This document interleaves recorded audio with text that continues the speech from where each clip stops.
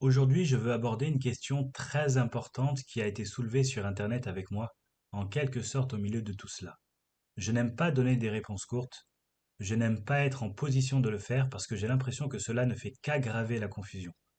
Je veux donc profiter de l'occasion pour aborder la question des femmes prédicatrices ce matin et vous donner une réponse plus complète de la parole de Dieu sur ce sujet très important. Et je pense qu'au moment où nous aurons terminé, vous comprendrez ce que la parole de Dieu a à dire et avec quelle constance elle le dit. Donc, pour commencer, ouvrons la parole de Dieu à 1 Corinthiens chapitre 14. 1 Corinthiens chapitre 14. Et je veux que vous regardiez le verset 33. Verset 33.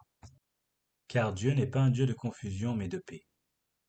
Avec cette phrase commence vraiment le texte en ce qui concerne notre sujet. Comme dans toutes les églises des saints, les femmes doivent garder le silence dans les églises, car il ne leur est pas permis de parler, mais elles doivent se soumettre eux-mêmes comme le dit aussi la loi. Si elles désirent apprendre quelque chose, qu'elles demandent à leur propre mari à la maison, car il est inapproprié pour une femme de parler dans l'église. Est-ce de vous que la parole de Dieu est sortie pour la première fois, ou est-ce que c'est venu à vous seulement? Si quelqu'un pense qu'il est prophète ou spirituel, qu'il reconnaisse que les choses que je vous écris sont le commandement du Seigneur. Mais si quelqu'un ne le reconnaît pas, il n'est pas reconnu. Rien qu'à partir de ce passage, il n'y a pas de manque de clarté en ce qui concerne ce que la Bible dit des femmes qui prêchent. Mais en dépit de la clarté des Écritures, c'est devenu une question monstrueuse de nos jours.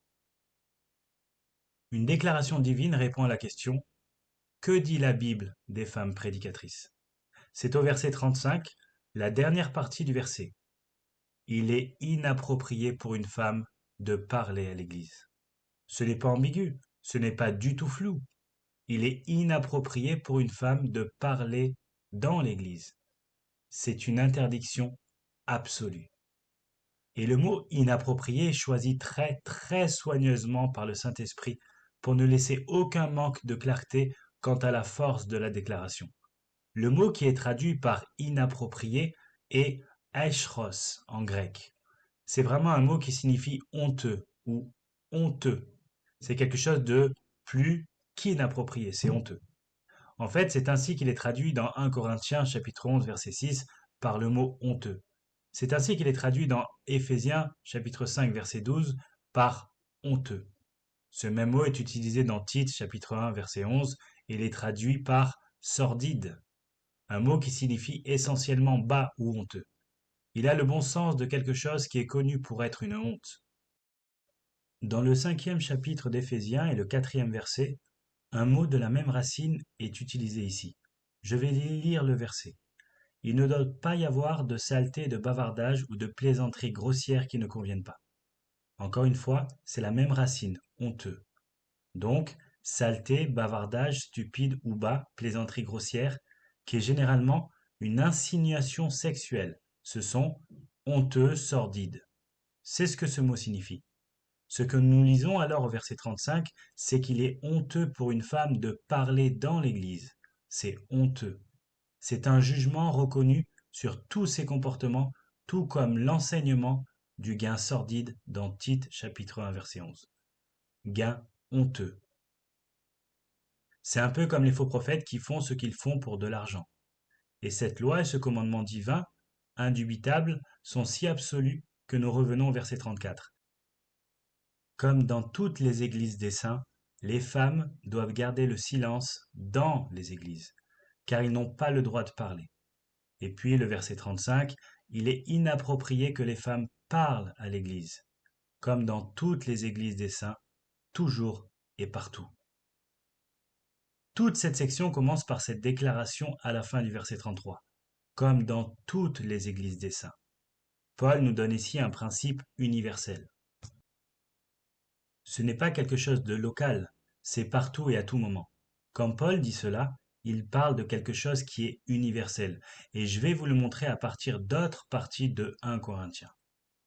Si vous revenez au chapitre 4 de 1 Corinthiens, Paul écrit aux Corinthiens et il dit « Je vais vous envoyer Timothée ».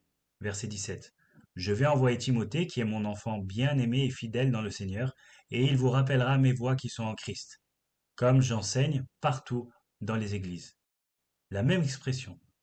Ce que Timothée allait leur apporter concernant la relation du croyant avec Christ était ce que Paul enseignait partout dans chaque église. C'est la doctrine divine. C'est la vraie doctrine de l'Évangile, et il l'a enseignée dans chaque église, et elle ne variait pas d'une église à l'autre. C'est Paul qui dit, il va vous enseigner mes voies en Christ, ce que j'enseigne dans chaque église, ce que signifie vivre en Christ. C'est pour tous les croyants dans toutes les églises. Dans le chapitre 7 de 1 Corinthiens, il y a eu une discussion parmi les Corinthiens sur le moment où vous devenez croyant. Que se passe-t-il si vous êtes marié à un non-croyant? Divorcez-vous ou restez-vous avec un non-croyant? Ou que se passe-t-il si vous êtes circoncis ou incirconcis? Faites-vous quelque chose à ce sujet? Est-il nécessaire d'être circoncis alors? Abandonnez-vous votre conjoint croyant? Que faites-vous de votre situation sociale? Et il dit au verset 17, seulement comme le Seigneur l'a assigné à chacun, comme Dieu a appelé chacun, laissez-le marcher de cette manière.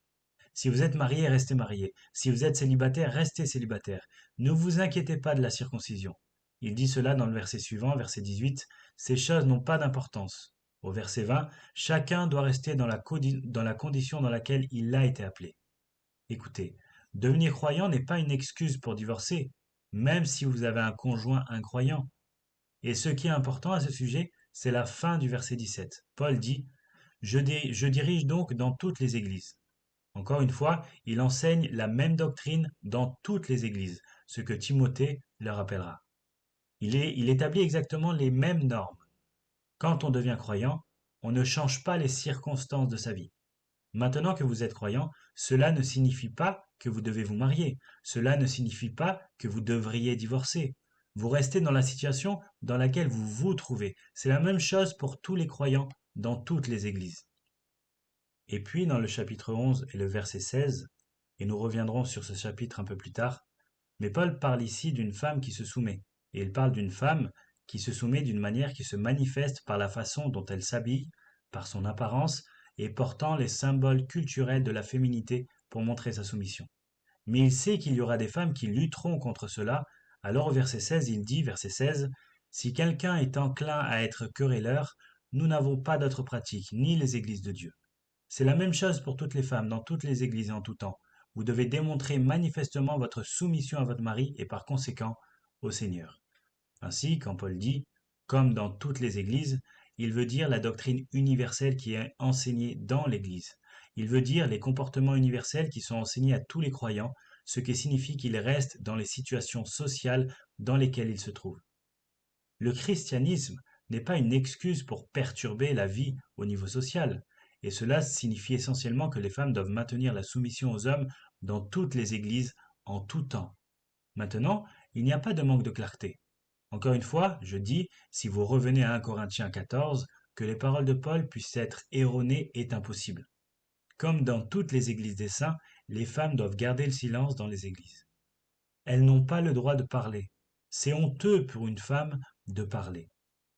Face à cela, il pourrait être choquant pour vous de savoir cela. Mais dans une enquête menée en 2017, environ 80% des Américains sont à l'aise avec une femme pasteur. 62% des chrétiens pratiquants sont ouverts aux femmes pasteurs et 40% des évangéliques sont d'accord avec les femmes pasteurs. Dans la formation pastorale, il existe un diplôme d'études supérieures appelé Master of Divinity. C'est en général un diplôme de 3 ou 4 ans pour vous préparer au ministère pastoral. 50% des femmes inscrites dans les séminaires, 50% des étudiantes de MDiv dans les séminaires sont des femmes qui se préparent au ministère pastoral. 25% des facultés du séminaire sont des femmes. Cela signifie que vous avez des femmes membres du corps professoral qui enseignent aux étudiantes à être pasteurs. 11% des présidents de séminaires sont des femmes. 27% des pasteurs à travers ce pays sont des femmes. C'est une explosion. En 1960, 2% du clergé étaient des femmes. Le mouvement des femmes vient d'éclater dans l'Église.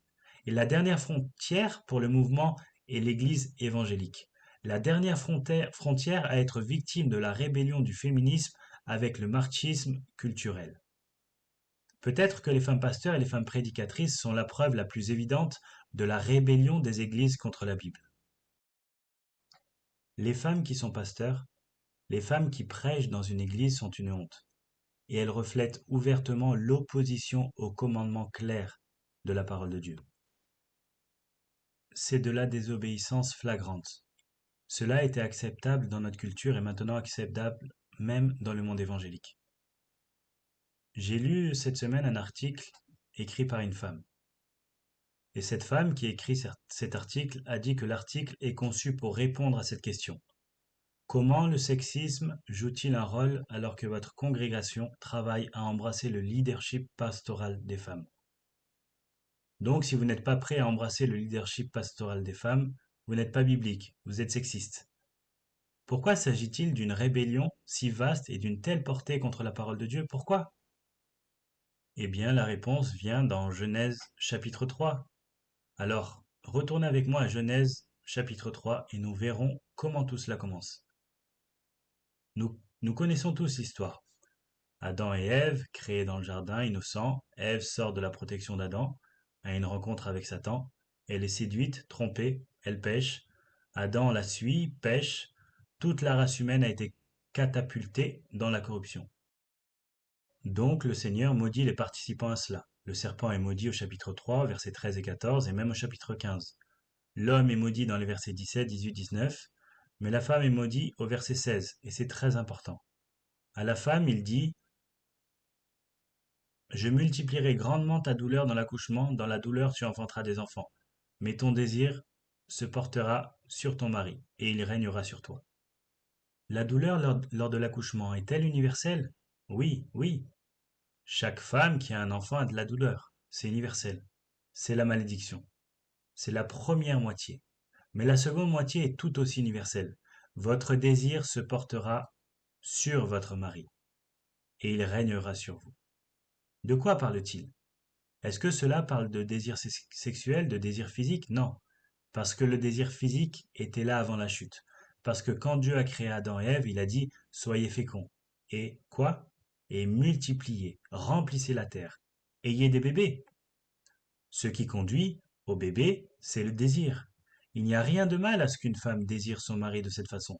Là n'est pas la question. Le fait est qu'il y a une malédiction sur la femme, et la malédiction est qu'elle a un désir envers son mari et qu'il doit régner sur elle. Si vous avez un désir sexuel pour votre mari, cela ne conduit pas à ce qu'il règne sur vous. Cela conduit à une union dans un acte d'amour qui produit un enfant. Quel est ce désir d'une femme qui oblige le mari à devoir la dominer? C'est une malédiction. Cette attirance sexuelle et cet amour conjugal ne sont pas une malédiction. Mais quoi qu'il en soit, c'est une mauvaise chose et cela conduit à des conflits.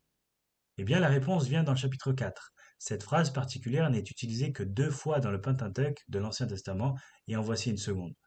Le Seigneur dit à Caïn au chapitre 4, « Pourquoi es-tu en colère ?» Caïn, vous vous en souvenez, a offert un sacrifice inacceptable à Dieu. Pourquoi es-tu si en colère?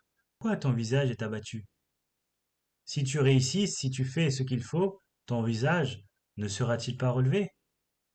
Si tu avais obéi et offert le bon type de sacrifice, pas le fruit de ton travail, mais un sacrifice animal, tu n'aurais pas ce problème. Et si tu ne fais pas bien? Voici pourquoi le péché est accroupi à la porte et son désir se tourne vers toi. Mais toi, domine sur lui. C'est exactement la même expression que dans le chapitre 3. Ici, c'est le péché qui désire t'avoir et tu dois le maîtriser. C'est exactement ce que signifie le chapitre 3, verset 16. Le désir pécheur de dominer votre mari et il va devoir exercer son règne sur vous. Donc, il dit à la femme, le désir pécheur de dominer sur ton mari devra exercer son règne sur toi, et lui devra exercer son règne sur toi.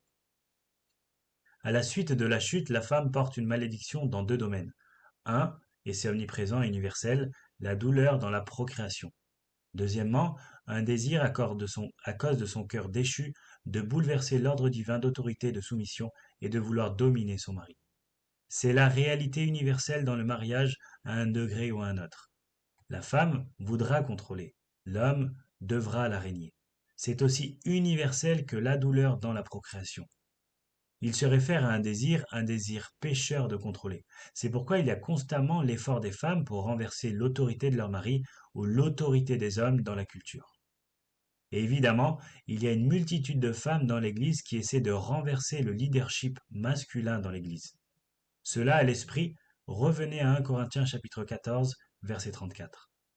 Les femmes doivent garder le silence dans les églises, car il ne leur est pas permis de parler, mais de se soumettre eux-mêmes, comme le dit aussi la loi. Vous devez vous prendre en main parce que vous vous battez contre votre propre chute, et votre propre chute vous donnerait envie de renverser l'ordre de votre propre mariage, l'autorité et la soumission. Vous êtes dans l'Église en tant que femme, dit-il, pour garder le silence dans les églises. Que voulez-vous dire? Taisez-vous? Pas difficile à comprendre, n'est-ce pas? Vous ne dites rien. Il l'a déjà utilisé 2 fois dans ce chapitre. Une fois au verset 28, dans le cas de quelqu'un parlant dans une langue, au verset 28, s'il n'y a pas d'interprète, il doit garder le silence dans l'Église. Cela signifie exactement ce qu'il dit. Il ne doit pas parler. Au verset 30, où vous avez plusieurs prédicateurs et personnes qui les jugent, si une révélation est faite à un autre qui est assis, le premier doit garder le silence. Vous ne pouvez pas avoir le chaos avec toutes sortes de personnes qui parlent en même temps. Quelqu'un doit se taire pendant que quelqu'un d'autre parle. Il s'agit donc d'un silence réel dans l'Église. Les femmes doivent donc garder le silence dans l'Église. Elles n'ont pas le droit de parler. Et puis le verset 35, la dernière moitié du verset, c'est un fait honteux pour une femme de parler à l'Église. Maintenant, c'est de l'apôtre Paul, inspiré par le Saint-Esprit avec un commandement de Dieu interdisant aux femmes partout dans le monde de parler ou de prêcher dans n'importe quelle église. Voilà donc la réponse à la question. Nous pourrions fermer le livre et rentrer chez nous. Voilà. C'est une interdiction absolue. Ils ne sont pas autorisés à parler dans l'église. Cela signifie-t-il que les femmes ne peuvent jamais enseigner? Regardons Titre chapitre 2. Tite chapitre 2. Comme l'apôtre Paul donne ici des instructions à divers groupes dans l'Église, hommes plus âgés, femmes âgées, hommes plus jeunes, jeunes femmes, nous nous concentrons sur les femmes mûres, verset 3. Tite chapitre 2, verset 3. Les femmes mûres doivent être respectueuses dans leur comportement. Un comportement respectueux serait l'obéissance à la parole de Dieu, n'est-ce pas? Seriez-vous une femme respectueuse si vous étiez une femme prédicatrice? Cela ne révère pas Dieu. Elles doivent être respectueuses dans leur comportement, pas des commérages malveillants, ni esclaves du vin, mais enseignant ce qui est bon. Vous avez vu ça? Bien sûr, les femmes peuvent enseigner. Les femmes sont appelées à enseigner. Elles sont appelées à enseigner à d'autres femmes. Enseigner ce qui est bon, verset 4, afin qu'elles encouragent les jeunes filles. Les femmes plus âgées enseignent aux femmes plus jeunes. Et évidemment, elles enseignent à leurs enfants. Oui, les femmes enseignent. Oui, elles enseignent ce qui est essentiellement bon. Et qu'est-ce qu'elles enseignent? Quel est ce bien qu'elles enseignent? Elles enseignent aux jeunes filles, voilà la leçon. Aime ton mari, aime tes enfants, sois raisonnable, pure, travailleuse à la maison, gentille, soumise à son propre mari, afin que la parole de Dieu ne soit pas déshonorée. Lorsque les femmes ne sont pas soumises à leur mari individuellement dans un mariage, ou que les femmes ne sont pas soumises à leurs dirigeants dans l'Église collectivement, la parole de Dieu est déshonorée. Vous ne pouvez pas dire que vous êtes une femme prédicatrice prêchant la Bible et être en vertu de ce rôle même déshonorant Dieu et sa parole. Oui, les femmes enseignent. Elles enseignent à partir d'une vie qui est respectueuse dans leur comportement. Et cela signifie qu'elles révèrent Dieu au point qu'elles obéissent à la parole de Dieu. Ce ne sont pas des commérages malveillants. Elles ne sont pas esclaves de vin. Elles enseignent ce qui est bon. Et quel est le bien qu'elles enseignent? Elles encouragent les jeunes filles à aimer leur mari, à aimer leurs enfants, à être raisonnables, pures, c'est-à-dire saintes, travailleuses à la maison, gentilles, soumises à leur propre mari, afin que la parole de Dieu ne soit pas déshonorée. C'est la grande responsabilité d'enseigner des femmes plus âgées, d'enseigner aux jeunes femmes la nécessité que le foyer soit la priorité. Les maris aimés, aimant les enfants, étant soumis à leur mari, afin que la parole de Dieu ne soit pas déshonorée. Si les femmes ne se comportent pas de cette façon, alors la parole de Dieu est quoi? Déshonorée. Donc toutes ces femmes qui courent partout comme prédicatrices soi-disant enseigner la Bible, défie ce que dit la Bible, et elle propage une sorte de christianisme qui est fantaisiste sur la façon dont il traite la parole de Dieu. Paul dit, regarde, tu dois te prendre en main. Revenez maintenant à 1 Corinthiens chapitre 14. Il dit, verset 34, vraiment important. Elles doivent se soumettre eux-mêmes. Vous devez vous ressaisir.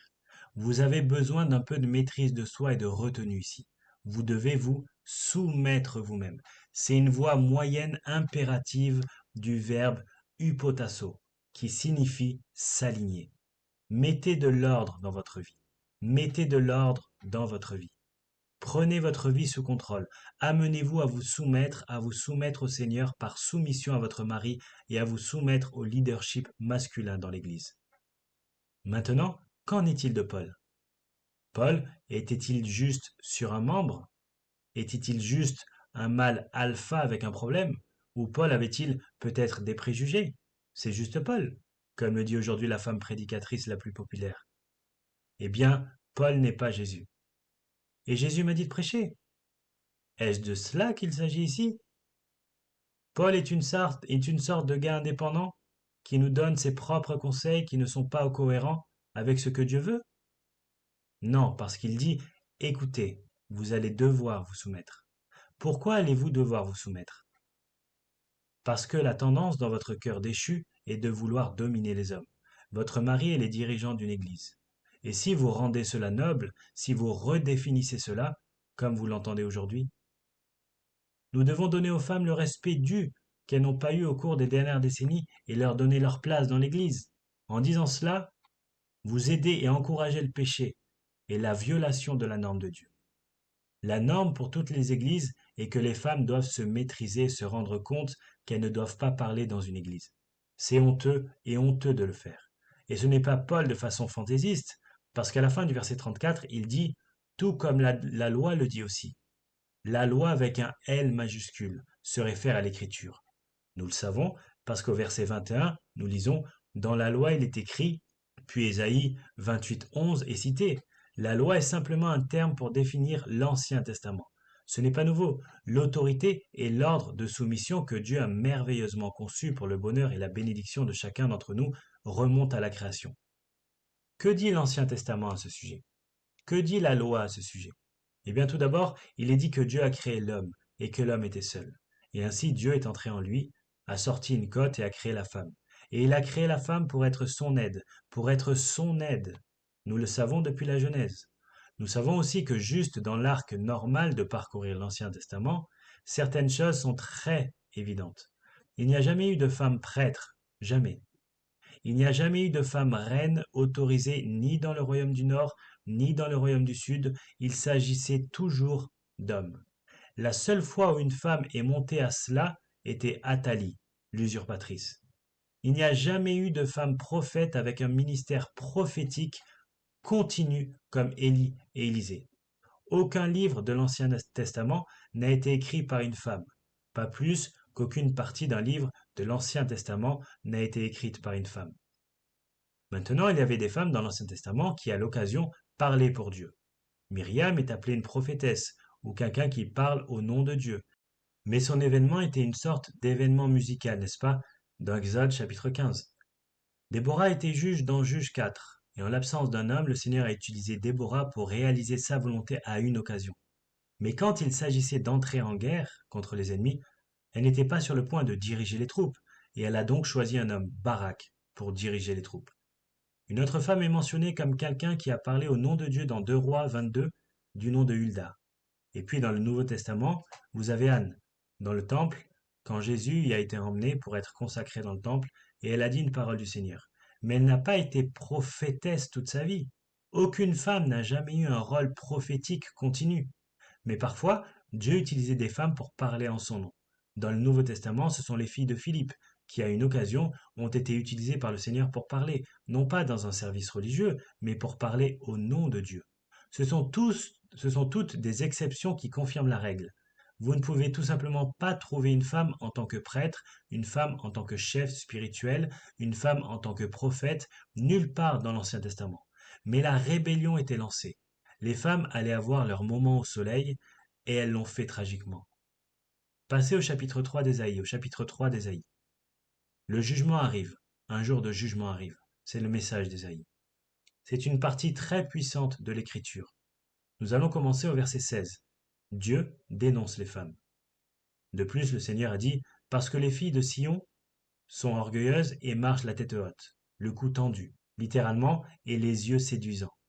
Vous avez donc des femmes qui sortent des limites ordonnées par Dieu, du contrôle de leur propre mari, et se mettent en valeur pour les autres, avec la séduction à l'esprit. Elles font des pas hachés, une certaine sorte de marche qui se veut séduisante, et font teinter les bracelets sur leurs pieds. C'est pourquoi le Seigneur affligera le cuir chevelu des filles de Sion avec des croûtes, et le Seigneur mettra leur front à nu. Je pense que la pire chose pour une femme est d'être chauve. C'est pourquoi ces chères femmes qui souffrent du cancer, de la chimiothérapie et de la radiothérapie et de toutes celles qui portent des perruques, parce que tout le monde reconnaît que c'est la gloire d'une femme. Dieu va les rendre chauves dans le jugement. Ce jour-là, le Seigneur enlèvera la beauté de leurs bracelets de cheville, bandeaux, ornements en croissant, boucles d'oreilles pendantes, bracelets, voiles, coiffes, chaînes de cheville, écharpes, boîtes à parfum, amulettes, bagues de doigts, anneaux de nez, robes de fête, tuniques extérieures, manteaux, porte-monnaie, miroirs à main. Ésaïe chapitre 3. Cela ressemble à une liste pour la prochaine virée shopping. Sous-vêtements, turbans, voiles. Ce que vous avez ici, c'est que ces femmes sont devenues folles en essayant d'attirer l'attention sur elles-mêmes au lieu de s'humilier avec modestie et discrétion sous la direction de leur mari et de lui faire honneur. Elles s'exhibent effrontement de manière séduisante avec toute cette ornementation, bracelets de cheville, bandeaux, ornements en croissant, boucles d'oreilles pendantes. Il est si intéressant de voir comment le Seigneur est si précis à ce sujet, pas que l'une de ces choses soit mauvaise en soi, mais c'est tellement scandaleux, bracelets, voiles, coiffes, chaînes de cheville, écharpes, boîtes à parfum, amulettes, bagues de doigts, anneaux de nez, robes de fête, tuniques extérieures, cape, porte-monnaie, miroir à main, sous-vêtements, turbans, voiles. Malheureusement, au verset 24, il arrivera qu'au lieu d'un doux parfum, il y aura putréfaction. Au lieu d'une ceinture, une corde, au lieu de cheveux bien fixés, un cuir chevelu arraché, au lieu de beaux vêtements, un sac à dos, et l'image de marque au lieu de la beauté. Et puis voici les retombées. Vos hommes tomberont par l'épée. Devine quoi?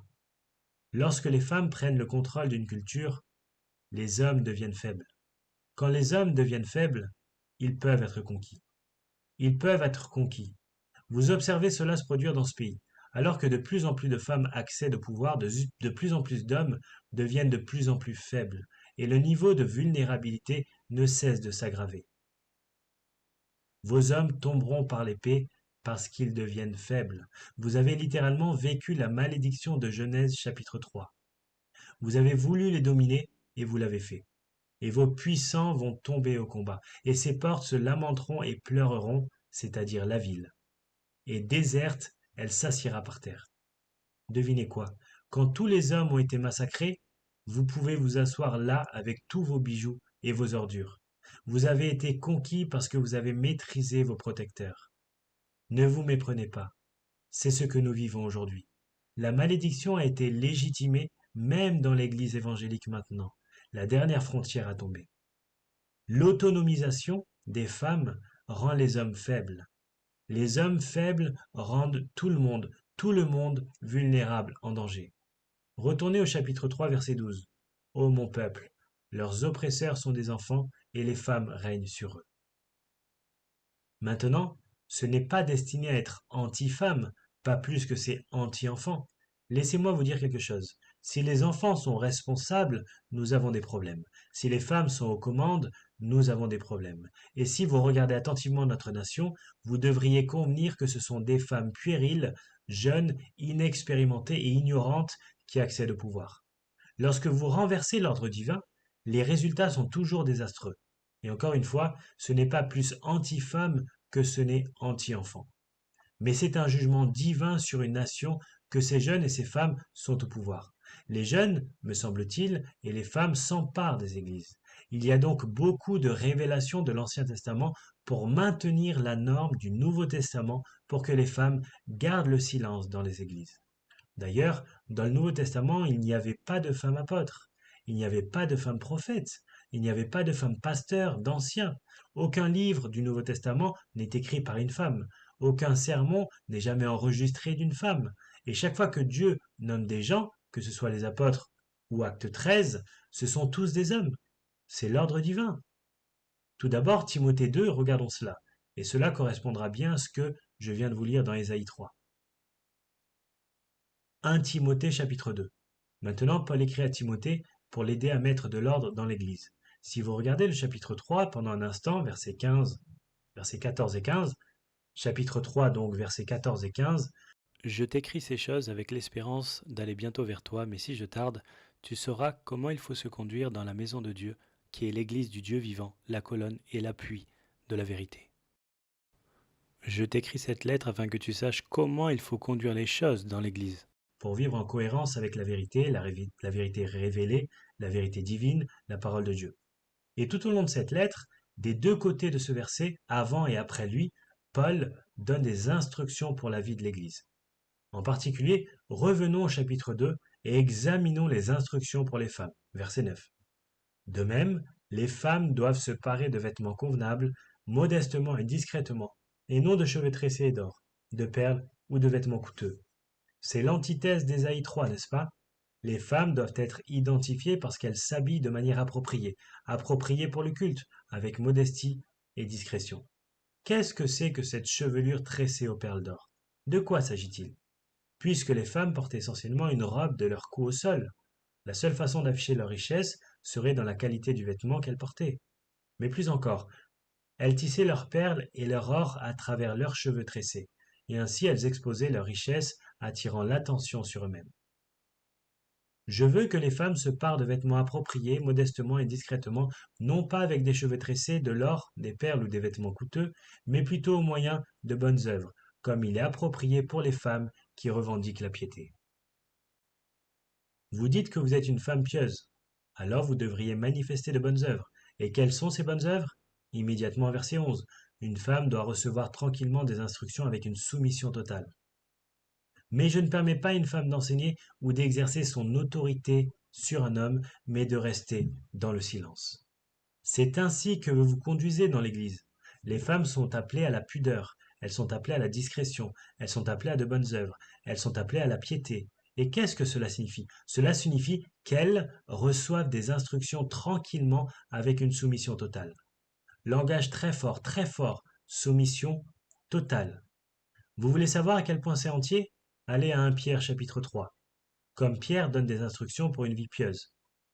1 Pierre chapitre 3, Pierre va parler à nouveau aux femmes et il dit: De la même manière, vous les femmes, chapitre 3, verset 1, soyez soumises à vos propres maris. Vous voyez l'image ici? Il ne cesse de répéter ceci: soyez soumises, soyez soumises. Pourquoi? En raison de la réalité de la chute qui s'est construite dans la malédiction et le désir inné et déchu d'une femme de dominer son mari et de prendre le contrôle. Et collectivement, cela signifie faire la même chose dans la société et même faire la même chose dans l'Église. Il y a donc ces déclarations répétées sur soyez soumis à votre propre mari, de sorte que même si l'un d'entre eux désobéisse à la parole, c'est-à-dire peut-être qu'ils sont non-croyants, ils peuvent être gagnés sans un mot par le comportement de leur femme, alors qu'ils observent votre comportement chaste et respectueux. Encore une fois, votre parure ne doit pas être simplement extérieure, tresser les cheveux, porter des bijoux en or, mettre des robes de fantaisie, mais qu'elle soit la personne cachée du cœur, avec la qualité impérissable d'un esprit doux et tranquille qui est précieuse aux yeux de Dieu. Cet esprit doux est tout à fait et précieux aux yeux de Dieu. Et puis il donne une illustration de l'Ancien Testament. Voici donc plus de la loi de l'Ancien Testament. Car c'est ainsi qu'autrefois les saintes femmes aussi qui espéraient en Dieu se paraient étant soumises à leur propre mari, tout comme Sarah obéit à Abraham l'appelant Seigneur. J'entends certains d'entre vous dire: je n'en suis pas là. Peut-être que je l'appellerai chérie, mais par contre Seigneur. Eh bien Sarah a obéi à Abraham l'appelant Seigneur. Et vous êtes devenus ses enfants si vous faites ce qui est juste sans être effrayés par aucune peur. Vous n'avez pas à craindre de vous soumettre à votre mari. C'est l'ordre divin de Dieu. Même s'il est incroyant, vous pouvez le gagner par votre comportement. Et encore une fois, l'hypothèse dans tous ces passages et que c'est quelque chose sur lequel les femmes doivent travailler, parce que leur nature déchue cherche naturellement à contrôler. Et en passant, nous savons que les femmes ont le pouvoir de contrôler. Elles peuvent rendre la vie assez misérable. Est-ce que j'entends un amen gronder? Mais vous obtenez l'image avec tout cela dans la parole de Dieu qu'il y a une bataille en cours ici. Il y a une bataille dans chaque mariage, il y a une bataille dans chaque société, il y a une bataille dans chaque église pour maintenir l'ordre divin. Revenez donc à 1 Timothée chapitre 2. Les femmes sont donc appelées à la modestie, à la discrétion, aux bonnes œuvres, à la piété. Et à quoi cela ressemble-t-il? Cela signifie qu'ils, ou plutôt qu'elles, reçoivent tranquillement des instructions avec une soumission totale. Une soumission totale. Mais je ne permets pas aux femmes d'enseigner ou d'exercer une autorité sur un homme, mais de rester silencieuses. C'est tellement absolu, c'est inflexible. Pas de prédication, pas d'enseignement, pas de position dirigeante dans l'Église. Vous dites encore une fois, c'est excentrique, Paul. Est-ce juste Paul? Non. Regardez le verset 13. Cela a été conçu par Dieu. Car c'est Adam qui a été créé le premier, puis Ève. C'est l'ordre divin. C'est Adam qui a été créé en premier, puis Ève. Dieu créa Adam, il était seul. Il a pris une côte d'Adam et il a fait une femme. Et la femme devait être l'aide d'Adam. Mais non seulement c'était le dessein créateur de Dieu, mais il a été fondamentalement affirmé dans la chute, verset 14. Ce n'est pas Adam qui a été trompé, mais la femme trompée est tombée dans la transgression. C'est un avertissement très sévère, un avertissement très sévère. Une femme, hors de la protection de sa tête, est vulnérable. En raison de la sensibilité, des passions et de la compassion typiques des femmes, en raison de leur tendance à la gentillesse, à la miséricorde et aux soins, elles deviennent plus vulnérables lorsqu'elles ne sont pas protégées. C'est une réalité aujourd'hui qui ne manque pas, étant illustrée par le grand nombre de femmes qui courent partout, qui n'ont ni père ni mari pour les protéger de la tromperie. Mais le rôle des femmes dans ce partenariat autorité-soumission a été conçu par Dieu dans la création et confirmé à l'automne. Ce qui s'est passé, c'est qu'Ève est sortie de la protection d'Adam. Elle était vulnérable. Elle a été trompée. Adam n'a pas été trompé. En gros, il mangeait volontiers. Pourquoi? Elle a péché parce qu'elle a été trompée par Satan. Il a péché parce qu'il ne pouvait pas vivre sans elle. Vous comprenez cela? Elle était devenue tout pour lui. Et quand les rôles sont inversés, les femmes sont trompées. De mauvaises choses arrivent. Les hommes s'affaiblissent, des choses pires se produisent. Toute la race humaine est tombée avec Adam. Vous trafiquez cet ordre, le chaos est sans fin. Alors, où cela laisse-t-il les femmes? Si les hommes sont responsables de tout, où cela nous mène-t-il? Verset 15, 1 Timothée 2,15. Mais les femmes seront. Et le verbe grec ici est sozo, ce qui signifie sauver. C'est le même mot pour sauver comme spirituellement sauver. Les femmes seront sauvées par la naissance d'enfants. Il y a l'équilibre, non? Vous pouvez avoir les bébés. Vous pouvez allaiter les bébés. Vous pouvez les tenir dans vos bras. Vous pouvez passer tous les jours avec eux. Vous pouvez les nourrir. Vous pouvez les développer. C'est votre merveilleux privilège. En réalité, il a une profondeur d'influence à ce niveau qu'aucun homme n'aura jamais avec ses enfants. Maintenant, qu'est-ce que cela signifie? Elle sera sauvée par la mise en garde d'enfants? Je me souviens quand j'étais à Bucarest, en Roumanie, il y a quelques années, il y a eu une conférence de pasteurs. Il y avait environ 12 ou 1500 pasteurs et leurs épouses dans cette église. Et ils voulaient, après que j'ai beaucoup parlé, ils voulaient avoir une séance de questions-réponses. Alors l'un des gars posait la question. Qu'est-ce que cela signifie? Les femmes seront sauvées par la procréation. Et j'ai dit, eh bien, j'ai juste laissé échapper. Eh bien sûr, cela ne signifie pas le salut spirituel. Cela ne veut pas dire que vous allez au paradis si vous avez des bébés, vous savez. Vous n'obtenez pas la vie éternelle en ayant des bébés. Donc cela ne peut pas signifier ce genre de salut. Cela n'a rien à voir avec le salut de votre âme. Tout d'un coup, la pièce est devenue à plat. C'était comme si quelqu'un avait aspiré tout l'oxygène et je pouvais voir la confusion sur les visages des hommes et des femmes. Et le modérateur assis à côté de moi a dit, vous venez de lâcher une bombe, parce que dans notre théologie, vous pouvez perdre votre salut. Et une façon pour une femme de perdre son salut, leur avait-on enseigné, était de faire n'importe quoi pour empêcher une grossesse. C'est ainsi qu'ils ont mal interprété cela.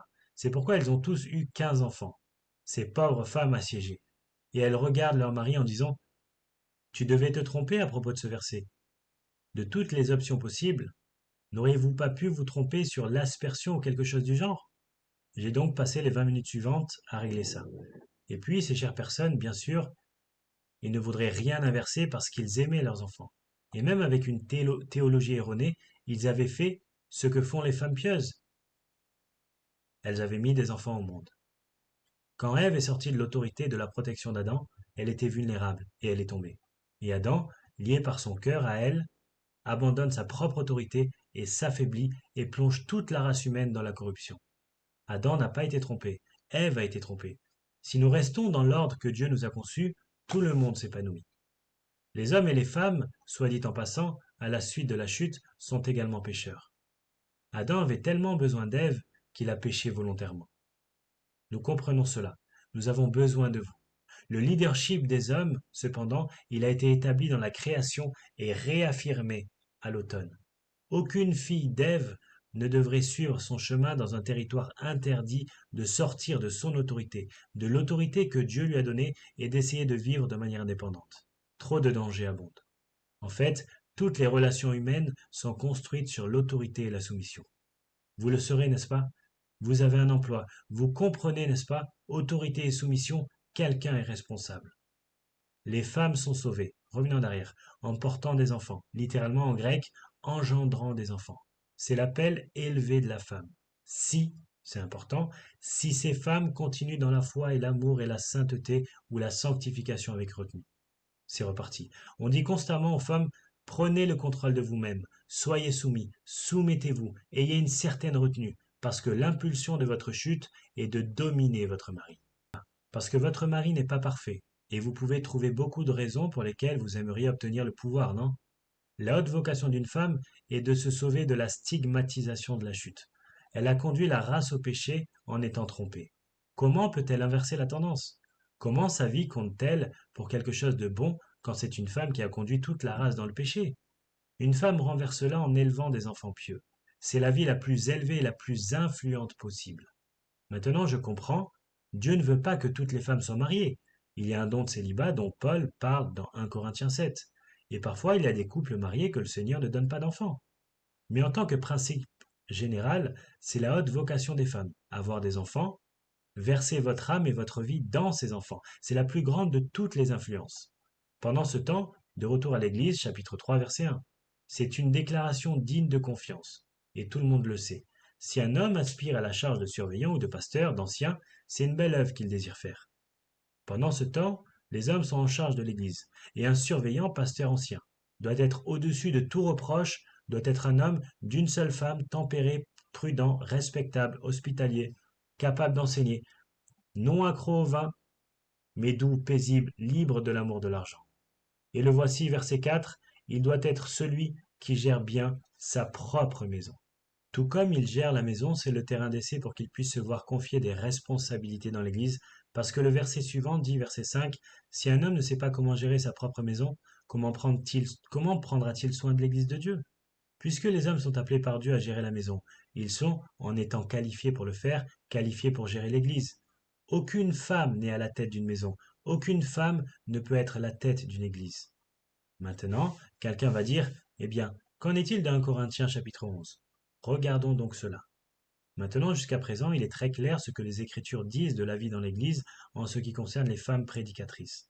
Mais ici, dans 1 Corinthiens chapitre 11, dans le même livre, sans aucune confusion, Paul dit au verset 3, 1 Corinthiens chapitre 11, verset 3, je veux cependant que vous sachiez que Christ est le chef de tout homme, que l'homme est le chef de la femme et que Dieu est le chef de Christ. Dieu est le chef de Christ, Christ est le chef de l'homme et l'homme le chef de la femme. C'est l'ordre divin.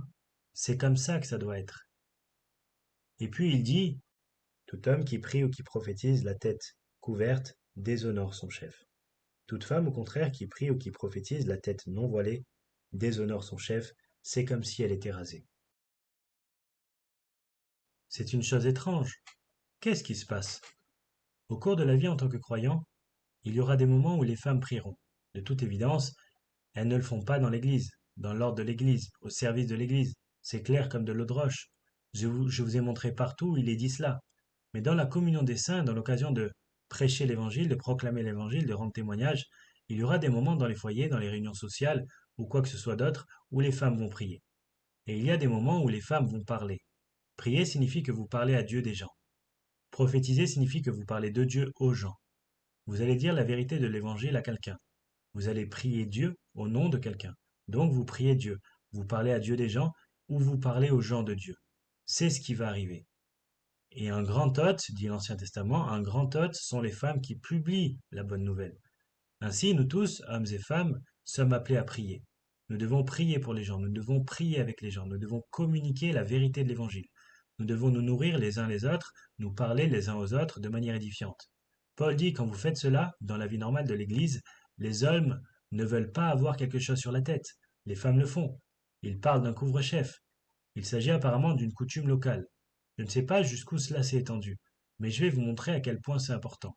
Si un homme a quelque chose sur la tête, alors que c'est traditionnellement ce que font les femmes, alors un homme agit d'une manière efféminée. Et il fait une sorte de prière spirituelle où proclame la vérité, mais il a une couverture sur la tête. Il déshonore son Seigneur et lui-même, parce que dans cette culture, les femmes portaient des couvre-chefs et les hommes non. Ainsi, si une femme découvre sa tête en priant ou en prophétisant, dans ce cas-là qu'elle se rase. Quelle femme se rase la tête? Lesbienne? Prostituée? Parfois, il rase la tête des adultères. En d'autres termes, ce que Paul dit, lorsque vous agissez en tant que croyant dans n'importe quel contexte publiquement, maintenez les symboles visibles de votre virilité et de votre féminité. Nous vivons dans une culture où ils essaient de gommer cela, n'est-ce pas? Où les coiffures androgynes et les vêtements androgynes, et qui sait ce que c'est cette personne transgenre, rejetant la réalité du genre. Tout cela est une attaque complète contre l'ordre divin de Dieu. La coutume locale voulait donc que les femmes en public portent un couvre-vêtement, symbole de leur féminité. C'est la même chose aujourd'hui. Je veux dire, je peux regarder dehors et je peux dire exactement qui sont les femmes et qui sont les hommes à cause de vos cheveux. C'est un signal culturel.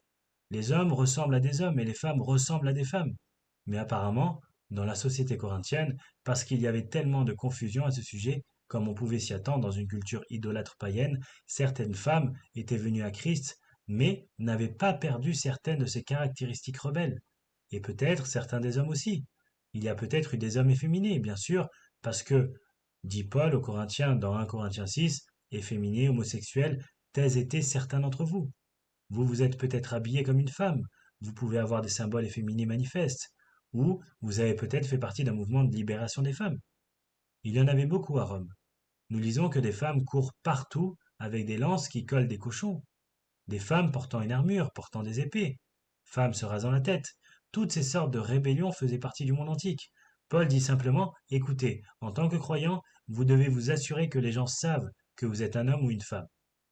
Si vous ne saviez pas que cela a été attaqué dans le passé, vous le sauriez aujourd'hui, n'est-ce pas? Un homme avec un couvre-chef était efféminé. Une femme sans couvre-chef était masculine. Les symboles sont importants. Notre culture a popularisé les modes qui brouillent ces lignes. Quand vous allez faire du shopping, les gars, allez au département des hommes. Et si vous ne pouvez pas dire si vous êtes dans le département des hommes ou non, allez ailleurs. Mesdames, allez au département des dames. Pas de place pour le travestissement, la confusion des genres. Quand une femme s'habillait dans un style socialement féminin, elle déclarait sa compréhension de l'ordre de Dieu. Elle déclarait sa compréhension du caractère divin, unique d'être une femme, et elle témoignait de sa soumission à ce dessein divin, de sa soumission et de son dévouement à son mari. Et pour une chrétienne, en outre, elle déclarait sa dévotion à Jésus-Christ. Mais comme il est clair dans cette lettre, les Corinthiens ont eu du mal à se séparer de leur ancien style de vie et ils avaient besoin d'être instruits pour le faire. Les couvre-chefs ne sont pas le problème. Porter ces symboles qui vous désignent clairement en tant que femme, c'est un problème. Porter ce genre de symbole qui vous déclare clairement en tant qu'homme, c'est un problème. Et c'est le dessein de Dieu. Verset 7. Tout ce qui n'est pas le cas est honteux, dit le verset 6. Le verset 7 dit, un homme ne doit pas avoir la tête couverte, puisqu'il est l'image et la gloire de Dieu, et la femme est la gloire de l'homme. Dieu est le créateur de l'homme à partir de rien. Dieu est le créateur de la femme hors de l'homme. La gloire de l'homme est à l'image de Dieu. La femme est qu'elle est créée par Dieu à partir de l'homme. Un homme ne vient pas de la femme, mais la femme de l'homme. Car en effet, l'homme n'a pas été créé pour la femme, mais la femme pour l'homme. En d'autres termes, gardez ces distinctions claires. Autorité, Soumission. et la culture le reconnaît si clairement que toutes les cultures ont ce genre de marque distinctive. Et puis ceci, verset 10, c'est pourquoi la femme doit avoir un symbole d'autorité sur sa tête à cause des anges. Quoi? Que cela signifie-t-il? Les créatures les plus soumises, les plus saintes et les plus soumises de l'univers sont les anges, n'est-ce pas? Que sont les anges? Ce sont des esprits au service, n'est-ce pas, qui servent constamment le Seigneur. Ils sont donc les plus purs et les plus élevés de toutes les créatures soumises. Et quand les femmes manifestent leur soumission, elles montrent leur obéissance à la plus soumise de toutes les créatures, les saints anges. Et vous savez, dans Éphésiens 3, il est dit cela. Je vais juste vous lire ce verset. Ce que le Seigneur fait dans l'Église, chapitre 3, verset 11. Ce qu'il fait dans l'Église, c'est mettre en lumière l'administration du ministère, l'Évangile, qui depuis des siècles a été caché en Dieu, qui a créé toutes choses, afin que la sagesse multiple de Dieu puisse maintenant être révélée par l'Église aux dirigeants et aux autorités dans les cieux. Qui sont-ils? Anges. Le Seigneur travaille son œuvre dans l'Église pour exposer l'Église aux anges, et les anges s'attendent à voir l'Église et à voir dans l'Église le Seigneur glorifié. Comme il doit être décevant pour les anges de baisser les yeux et de voir des femmes rebelles essayer d'usurper le leadership. Prêcher des rôles, dominer leur mari. Partout où vous avez ce genre de femmes, vous avez des maris faibles. Partout où vous avez un groupe de ce genre de personnes dans le leadership, vous avez des hommes faibles. Partout où vous avez des hommes faibles, vous avez la destruction inévitable de ce qu'est cette entité. Retour à 1 Corinthiens 11. Parlons spirituellement, verset 11. Cependant, dans le Seigneur, maintenant nous parlons plus seulement de distinction sexuelle ici, mais dans le Seigneur. Ni la femme n'est indépendante de l'homme, ni l'homme n'est indépendant de la femme. Car de même que la femme provient de l'homme, de même l'homme a sa naissance par la femme, et toutes choses proviennent de Dieu. Donc ce qu'il dit là-bas, c'est que spirituellement nous sommes mutuellement dépendants. Je veux dire, à la base de la vie, nous sommes mutuellement. Dépendant. Il ne s'agit donc pas de rendre l'un inférieur à l'autre, ce ne sont que des rôles ordonnés par Dieu. Et dans le Seigneur, c'est pourquoi Galates chapitre 3 verset 28 dit il n'y a ni homme ni femme en Christ, vous êtes tous un en lui. Spirituellement parlant, nous sommes tous un, il n'y a pas de hiérarchie. Ainsi, au verset 13, il pose la question jugez par vous-même, est-il convenable pour une femme de prier Dieu la tête découverte? Non. Même la nature elle-même ne vous enseigne-t-elle pas que si un homme a les cheveux longs, c'est un déshonneur pour lui, mais si une femme a les cheveux longs, c'est une gloire pour elle, car ses cheveux lui sont donnés pour une couverture. J'ai lu il y a quelque temps que les cheveux des femmes poussent plus vite que ceux des hommes parce que Dieu a construit ses cheveux comme couverture. Si un homme a les longs cheveux, essayant de ressembler à une femme, c'est un déshonneur pour lui. C'est un homme faible. Mais si une femme a les cheveux longs, c'est une gloire pour elle, car ses cheveux sont un témoignage de la couverture qui symbolise sa soumission. Vous n'aimez pas ça? Verset 16. Si quelqu'un est enclin à être querelleur, est-ce vous? Nous n'avons pas d'autre pratique. Désolé. Ni les églises de Dieu. Il y a encore cette phrase. C'est tout pour chaque église, en tout lieu, tout le temps. Nous n'avons pas d'autre pratique. Cela nous ramène à 1 Corinthiens chapitre 14 verset 33, la norme universelle pour toutes les églises de tous les saints. Maintenant, laissez-moi vous donner une perspective. D'accord? L'humanité est composée de familles par le dessein de Dieu. Et là où les familles ordonnées par Dieu sont fortes, vous avez une culture forte, vous avez une église forte. Les relations dans ces familles suivent dans la société et vous avez une société ordonnée. Ces relations suivent dans l'église et vous avez une église ordonnée. Les hommes dirigent, nourrissent, protègent, fournissent. Les femmes soutiennent et nourrissent. Les enfants obéissent. L'église devrait donc être la plus haute manifestation de cet ordre divin. Et c'est ce que Paul dit dans Éphésiens 5. Comme les maris aiment leurs femmes et que les femmes se soumettent à leurs maris, l'Église est vue dans ce mariage parce que c'est la relation qu'elle a avec son Seigneur, c'est le dessein de Dieu. Cependant, le monde, en particulier le monde dans lequel nous vivons, est très différent. Il n'est plus composé de familles, il est composé d'individus, d'individus. Le mariage signifie très peu pour quiconque, que vous vous mariez ou non. Et si vous vous mariez, vous divorcez aussi vite que vous pouvez vous marier. La famille ne veut rien dire. L'autorité masculine ne veut rien dire. La soumission féminine ne veut rien dire. Donc, vous avez tous ces individus qui courent partout défiant le dessein de Dieu et le monde se rebelle fortement contre ces rôles créés par Dieu afin qu'ils atteignent le point où ils nient réellement leur existence. Cela a commencé il y a quelques années, peut-être avec des femmes qui s'assuraient de conserver leur nom de jeune fille dans un mariage, donc il y avait une sorte de symbole de pouvoir. Et maintenant, il a atteint le point où nous nions l'existence du genre.